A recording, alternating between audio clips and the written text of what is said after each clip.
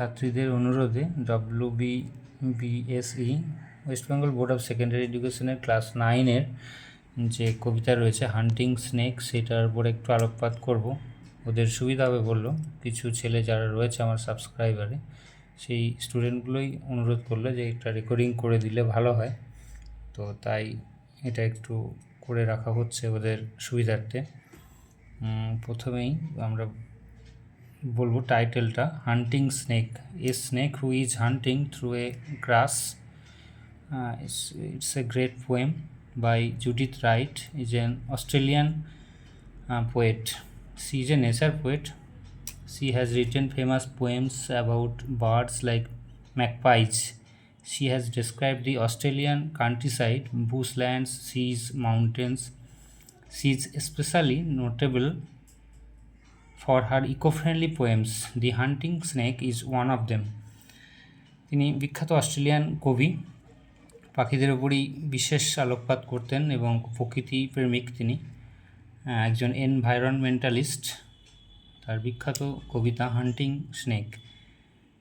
তো আমরা প্রথমেই কবিতায় চলে যাব। হান্টিং মানে শিকাররত, স্নেক মানে সাপ। সামনেই পরীক্ষা এসে গেছে, ফাইনাল পরীক্ষা, তো এটা সিলেবাসে রয়েছে। The poem Hunting Snake, written by Judith Wright, portrays the snake in the lap of nature in a positive light, emphasizing its beauty and danger in beautiful autumn weather. It is a somewhat allegorical yet realistic poem. বাংলায় করলে যেটা দাঁড়ায়, কবিতাটিতে সুন্দর হেমন্তের আবহাওয়ায় প্রকৃতির কোলে একটি সাপের সৌন্দর্য ও বিপদ ইতিবাচক ভঙ্গিতে বর্ণনা করা হয়েছে। এটা কিছুটা রূপকধর্মী, তবু বাস্তব, খুব খুব বাস্তবধর্মী এক কবিতা। এবার আমরা কবিতায় প্রবেশ করব। Sun warmed in the late season grace, কবি এবং তার কম্পেনিয়ন সাথী একজন সঙ্গী বসন্তের মানে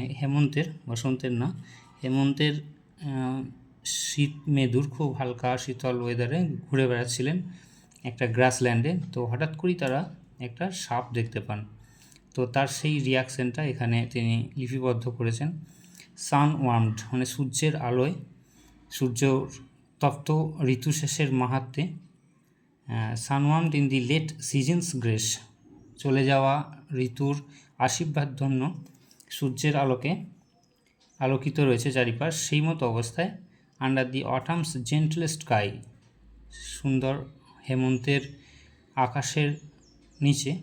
উই ওয়াকড, আমরা হাঁটছিলাম। And froze half through the pace, এবং যেন ভয়ে শয়ে মানে গুটিসুটি মেরে, শীতল আবহাওয়া তো সেই জন্য হাফ ফ্রোজ শব্দটা ব্যবহার করা হয়েছে। হাফ থ্রু এ পেস, আস্তে আস্তে অলস গতিতে এগিয়ে যাচ্ছিলাম। আমরা হাঁটছিলাম জড়সড় এবং অলস গতিতে। The great black snake went reeling by, একটা বিশাল কালো সাপ এঁকে বেঁকে সর্পিল গতিতে চলে গেল। রিলিং মানে moving in his own way, serpentine যে মুভমেন্টটা রয়েছে সেটাকে বলছে reeling. Head down, tongue flickering on the trail, মাথা নত করে, জিভ বের করে এবড়ো খেবড়ো পথে সে চলে গেল।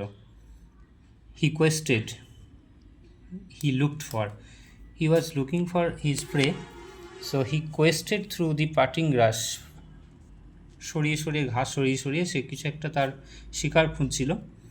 সান glazed, his body was glazed by the sunbeam, সূর্যের আলোকে আলোকিত চকচক করছিল। হিজ কার্ভস, তার দেহ ভঙ্গিটা, তার আঁকা বাঁকা দেহটা। অফ ডায়মন্ড স্কেল, হীরের মতো দ্যুতি যেন বেরোচ্ছিল তার, যখন সে চলে যাচ্ছে সূর্যের আলো পড়ে তার দেহটা হীরের মতো চকচক করছিল, কবি বর্ণনা করছেন। And we lost breath to see him pass, এবং আমরা যেন শ্বাস বন্ধ করে ফেললাম ভয়ে তাকে দেখে, শ্বাসরুদ্ধ হয়ে দাঁড়িয়ে রইলাম তাকে দেখে। And we lost breath to see him pass. What track he followed, কী পথ সে অনুসরণ করলো, কোন পথ দিয়ে সে গেল, কি একটা ছোট্ট প্রাণীর পিছু ধাওয়া করে। What small food fled, living for his fierce intent, তার ভয়ঙ্কর তীব্র গতির, আক্রমণের গতির হাত থেকে পালিয়ে সে বেঁচেছিল ছোট্ট ক্ষুদ্র প্রাণীটা কোনো একটা, ফ্লেড মানে পালিয়ে গিয়েছিল, লিভিং বাঁচতে, প্রাণ বাঁচাতে, নিজের প্রাণ বাঁচাতে ক্ষুদ্র কোনো প্রাণী পালিয়ে গেছিল, ফ্রম হিজ ফিয়ার্স ইন্টেন্ট, ভয়ঙ্কর তীব্র হান্টিং যে প্রসেসটা তার রয়েছে সেখান থেকে নিজেকে বাঁচিয়ে পালিয়ে গিয়েছিল। ইন্টেন্ট মানে তীব্র গতি, ইন্টেন্ট মানে হচ্ছে তার উদ্দেশ্য, লক্ষ্য যেটা, ফিয়ার্স মানে হিংস্র। উই স্কেয়ার্সলি থট, আমরা ভাবতে পারলাম না, চুপচাপ দাঁড়িয়ে রইলাম, নিশ্চল হয়ে আমরা দাঁড়িয়ে রইলাম। স্টিল অ্যাজ উই স্টুড, একদম পাথরের মতো নিশ্চল হয়ে দাঁড়িয়ে রইলাম। Our eyes went with him as he went, আমাদের চোখটা তাকে অনুসরণ করে চলতে লাগলো, তার গমন পথ অনুসরণ করলো আমাদের চোখ। হাউ ডিড হি গো, কীভাবে সে চলে গেল?